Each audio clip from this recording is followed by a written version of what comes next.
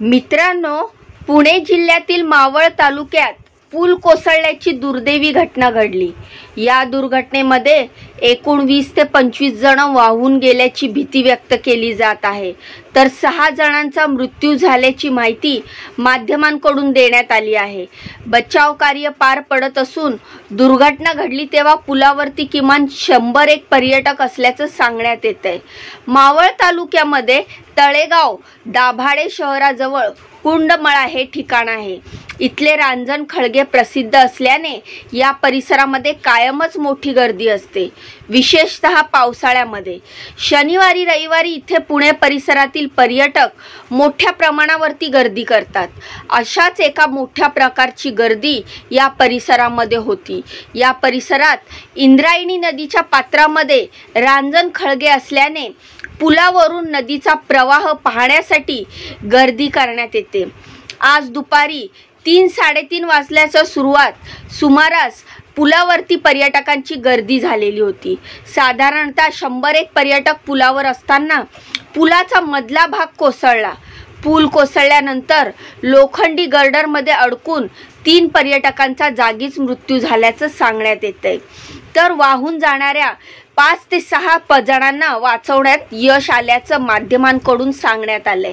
मात्र उपस्थितांपैकी अनेकांनी किमान 20 ते 25 पर्यटक वाहून गेल्याचं म्हटलेलं आहे, त्यामुळे मृतांचा आकडा वाढण्याची भीती व्यक्त केली जाते। दुर्घटना घडल्यानंतर इथे स्थानिक लोकप्रतिनिधी, NDRFच्या 2 तुकड्या आणि स्थानिक मदत पथक दाखल झालं। सुनील शेळके इथले स्थानिक आमदार आहेत। ते म्हणाले की हा पूल पर्यटकांसाठी बंद होता, स्थानिक शेतकऱ्यांसाठी हा पूल वापरावा अशा सूचना देण्यात आल्या होत्या। पर्यटकांनी या पुलांचा वापर करू नये असं सांगितलं असताना या पुलावरती पर्यटकांची गर्दी झाली होती। या गर्दीमुळेच पूर्वीपासून जीर्ण असलेला पूल तुटल्याचं आमदार सुनील शेळके यांनी सांगितलं आहे। मुळातच ही दुर्घटना घडली तो पूल ब्रिटिश कालीन असल्याचं सांगण्यात येतंय। साधारणतः 4 फूट रुंद असणारा हा पूल फक्त पादचारी मार्ग म्हणून वापरण्यात येत होता। सिमेंटचा पिलर आणि लोखंडाचा वापर करून तयार करण्यात आलेला हा पूल जीर्ण अवस्थेत असल्याने नव्याने पूल उभारण्याची मागणी होत होती।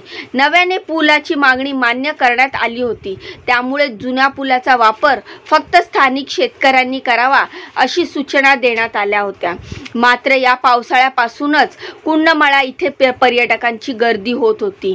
मागील शनिवार रविवारी देखील इथे आलेल्या पर्यटकाला वैद्यकीय मदतीची गरज भासल्यानंतर गर्दीतून मार्ग काढण्यासाठी तासाभराचा वेळ लागल्याचं सांगण्यात येत आहे। थोडक्यात काय तर पूल बंद असल्याची सूचना लावण्यात आल्यानं प्रशासनाकडून सांगण्यात येत असलं तरी पुलावरती जाण्यासाठी मज्जाव करण्यासाठी प्रशासनामार्फत कोणीच नसल्याचं स्थानिक लोक सांगत आहेत। दुसरीकडे पूल जीर्ण अवस्थेत होता तरीही प्रशासनाने पुरेशी काळजी घेतली नसल्याचे आरोप आता होत आहेत। यावर अधिक बोलताना स्थानिक खासदार श्रीरंग बारणेंनी पुलाचं स्ट्रक्चर ऑडिट झालं होतं, पूल वाहतुकीसाठी बंद होता, तरीही पर्यटकांची मोठी गर्दी या पुलावरती झाली होती। तसंच या पुलावरती पर्यटकांकडून दुचाकी घेऊन जाण्यात येत असल्याचं सांगितलं जातंय। पुण्यातल्या या दुर्दैवी घटनेनंतर मुख्यमंत्री देवेंद्र फडणवीस साहेब यांनी त्यांच्या पोस्ट करत आपली प्रतिक्रिया व्यक्त केली आहे। फडणवीस साहेब म्हणाले की पुणे जिल्ह्यातील तळेगाव नजीक इंदोरी येथे इंद्रायणी नदीवरील एक पूल कोसळून दुर्घटनेचे वृत्त ऐकून अतिशय दुःख झालं।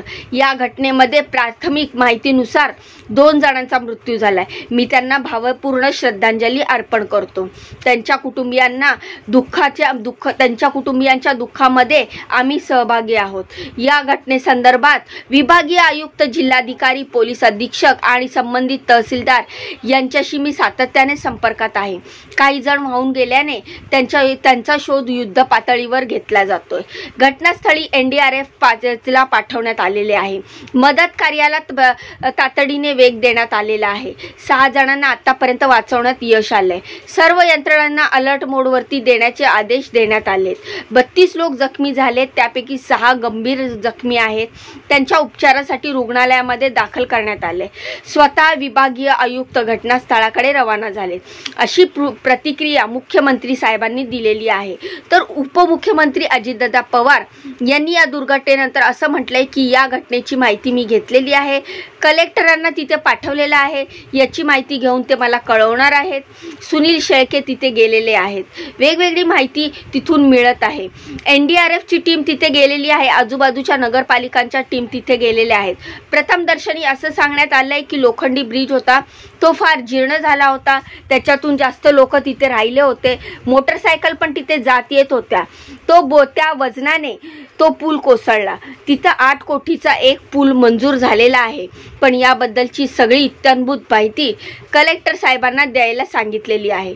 त्यामुळे आणखीन माहिती मी काही काळानंतर देईल, अशी प्रतिक्रिया अजितदादा पवार यांनी दिलेली आहे. त्यामुळे आता या बचाव कार्याला, या दुर्घटनेमध्ये नक्की किती नागरिक वाहून गेलेत याची सगळी माहिती समोर येईल. पण सध्या तरी प्रशासनाकडून नागरिकांना पर्यटन स्थळावरती जाताना काळजी घेण्याचं आवाहन केलं जातंय.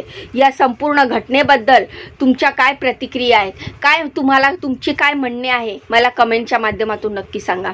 या घटनेबद्दलच्या आणखीन काही माहिती समोर आली की ते देखील मी तुम्हाला या माहितीच्या आधारावर तुम्हाला कळवेनच.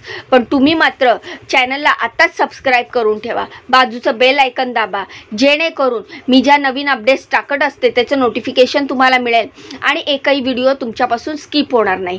तर भेटूया पुढच्या माहितीमध्ये अशीच दमदार लेटेस्ट अपडेट घेऊन. तोपर्यंत स्वतःची काळजी घ्या. बाय आणि नमस्कार.